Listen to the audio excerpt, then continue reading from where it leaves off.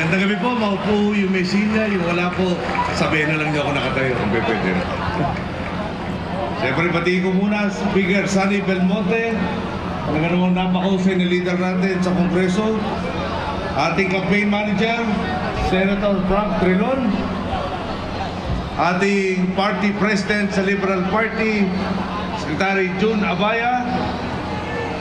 Siyempre, di tayo mabubuo dito kung wala yung mga party president ng ating mga kaalyadong partido sa pamumuno ng Nacionalista Party ni Senator Manny Villar,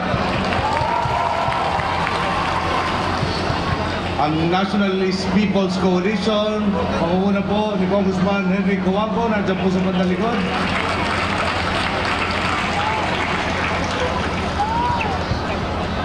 Ang Akbayan po,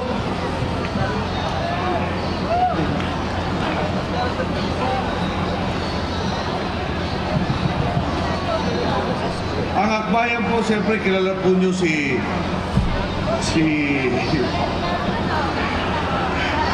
Ronald Llamas, pero hindi po siya ang Pangulo. Si Arlene Santos po ang National President ng Akbayan.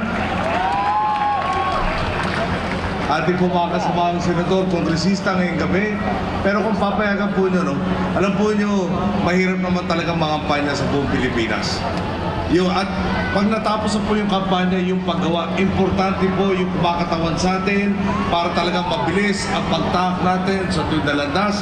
Kaya nyo batiin ko, inang po sa kanila. Siyempre, nandiyan po ang magsusugod, nagsusugod at magsusugod pa muli ng pagtahak natin at tuwing dadaan sa Kabikulan, lalo na sa Albay, si Governor Joey Salceda.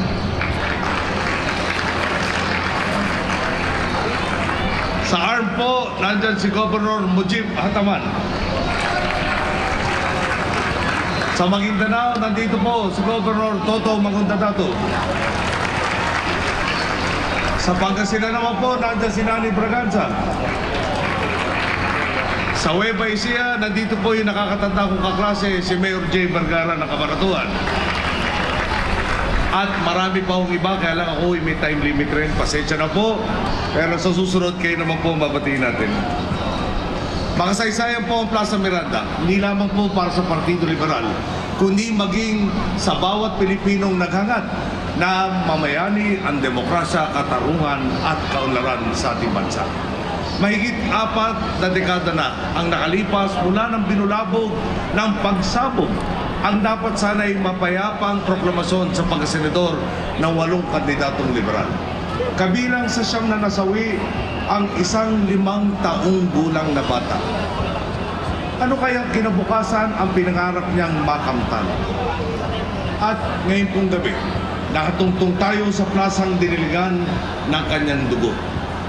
Anong mga pangarap naman ang ipinupunla natin para sa kabataan ng kasalukuyang henerasyon?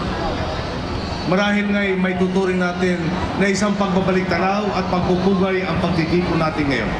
Isang selebrasyon ng sakripisyo at inspirasyon ng sambayanang patuloy na buwabangon at umaarangkada sa kabila ng mga pagsubok at trahedya, sa kabila ng dating baluktot at walang saysay na pamamahala, sa kabila ng mga huwad na pangakot, 9.5 taon ng kalbaryo at pagdurusa.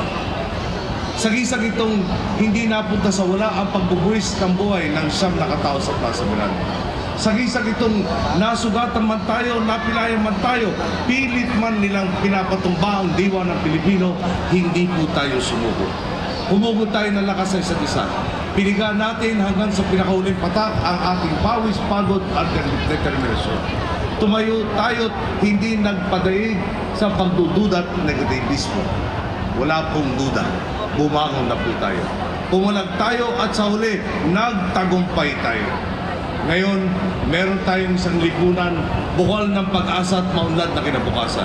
Ngayon, meron tayong isang bansang binuo ng inyong pagkakapit-bisig at nagkakaisang tinig. Ngayon, meron tayong isang Pilipinas na tinitingala ng buong mundo, maliban sa isang bansang malapit sa atin. At kayong mga kaharap namin ngayong gabi, dito sa Plaza Miranda at sa buong Pilipinas, kayong hindi nagsawang pumanig sa tapat, sa mabuti at sa tama. Kayong handang magbukas ng puso sa inyong kapwa, kayong hindi lumilihis sa tuwid na landas. Kayong aming mga boss, kayo ang gumawa nito.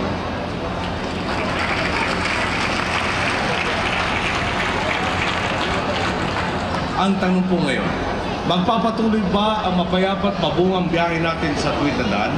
O isusuko na lamang natin ang lahat ng ating tagumpay sa mga nagnanais tayong iligaw sa masukal na ruta ng katiwalian? Sa kamay ng ilang nagpalit nga ng kulay ng baro, pero ang budi naman ay nakasampay pa rin sa dating baluktot na kalakaran. May mga nagsasabing madali raw makalimot ang Pilipino. Napaulit-ulit lang daw tayong nabibitag sa pagkakamali dahil hindi raw tayo natututo sa mga bangungot ng ating kasaysayan. Hindi po ako naniniwala rito. Gusto ko po sanang subukin ang talas na memorya ng ating mga boss ngayong gabi. Sino kaya ang nakalimot na? O nakakalimutan na ba ninyo ang fertilizer scam, ang NBN-CTE at siyempre pinakapamosong Hello Garci scandal? Nakakalimutan na ba ninyo ang mga segunda manong chopper o helicopter sa PNP at ang nakaka-high blood na pagbaha ng kape sa pagko? Nakakalimutan na ba ninyo na ang bigas na dapat sanang bubuhay sa magsasaka, pero dahil sa sobrang pag-angkat na hindi naman pinakinabangan ay utang lang ang binuhay? Nakakalimutan na ba ninyo ang midnight appointee sa iba't ibang sakay ng pamahalaan, lalo na ang dating Chief Justice na pinatalsik ng sambayanan? Hindi po natin ito kailanman dapat makakalimutan. At hindi tayo papayag na maulit pa ito. Tandaan po natin, nariyan pa rin ang ilang mga alipores ng nakaraang administrasyon at ang mga kauri nila, pareho pa rin ang estilo. Hindi pa rin nagbabago ang ugali. Alam po nyo, sa tuwing magbubukas tayo ng bibig, agad nila tayo sinisiraan. Gaano mang kababaw para lang mapansin sila. Minsan nga, pilit pa sila naglalagay ng salita sa bibig natin na para bang mayroon pa silang maloloko sa harap ng tinatamasa nating pagbabago. Halimbawa na lamang ay itong 6.6% GDP growth ng ating ekonomiya sa 2012. Habang pinupuri tayo ng makarating bansang bilib na bilib sa atin, agad namang nagingay ang mga dating nasa pwesto. Ang bukang bibig nila, mas malaki daw sa kanila dahil 7.9% daw ang nagawa nila. Tanong ko po, ahanin mo ang ganong numero kung isinangkalan naman ang kinabukasan para lang may maipakitang drawing sa papel? May tulad po natin ito sa pagtatayo ng negosyo, tsak na hindi naman kikita. Ang tsak lang po, baon tayo sa utang na walang katuturan.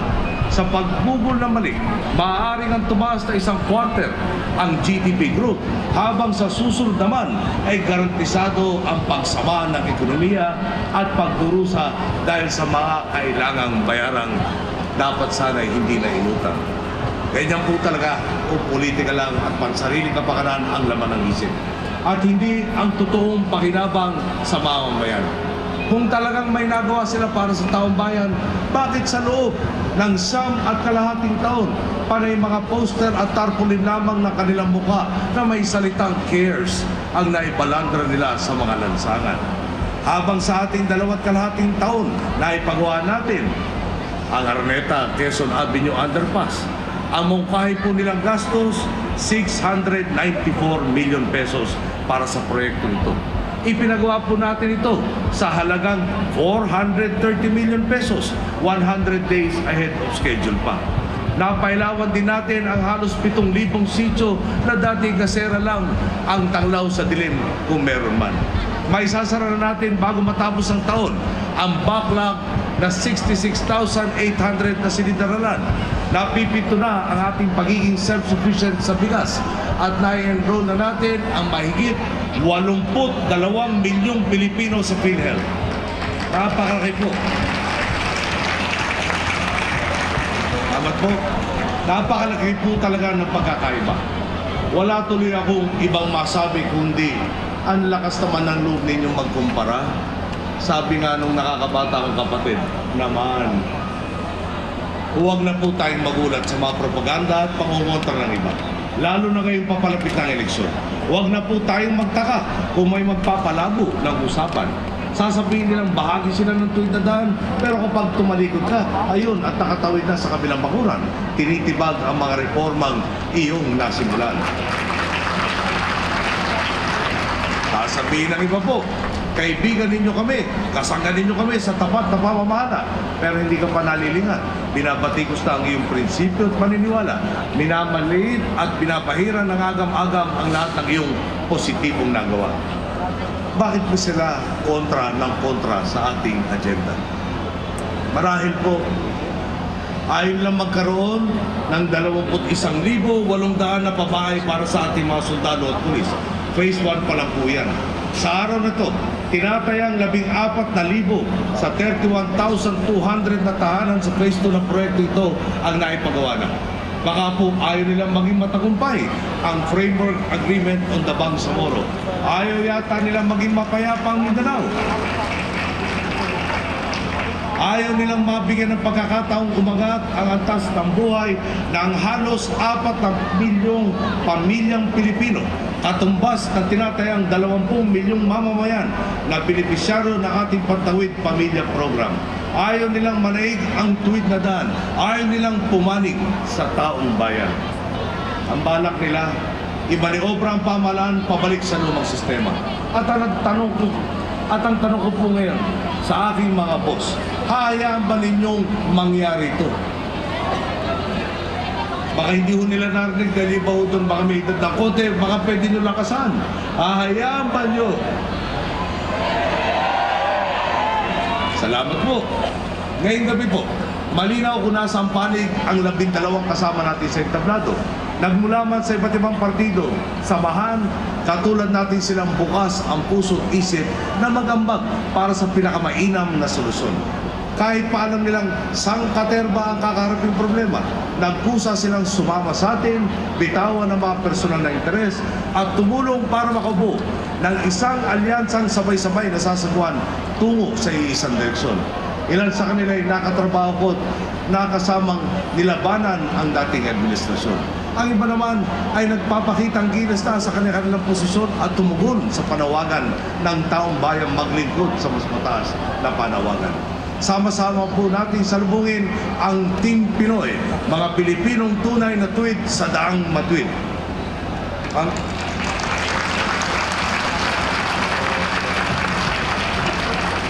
Una po sa ating listahan, si Senador o magiging Senador sa tulong po nyo, Edgardo Sani Angara. Isa po sa pinakabata at pinakamagasig nating kongresista. Handang-handa na niyang itawid ang talino, idealismo at napatunayang serbisyo mula sa Kongreso patungong Senado. Sa pagsulong ni Sani sa edukasyon, turismo at kalusugan, sama-sama nating isisigaw na talaga namang Angara ng Pilipinas. Ang susunod ko pong papakilala sa inyo, obvious pong hindi ko anak. At malamang naman talaga hindi ko pamangkin. Mas mukha kong classmate. Pinsan ko po si Bam Aquino, ang pambato ng bagong henerasyon. Nasa dugo na rin niya ang pagsiservisyo bilang youth leader at social entrepreneur. Kaliwat kanan na natanggap niyang parangal mula sa pagiging pinuno ng National Youth Commission hanggang sa microfinance na nakakatulong sa maliliit na negosyo. Kitang-kita na kay Bam, bida ang mamamayan, lalo na ang kabataan.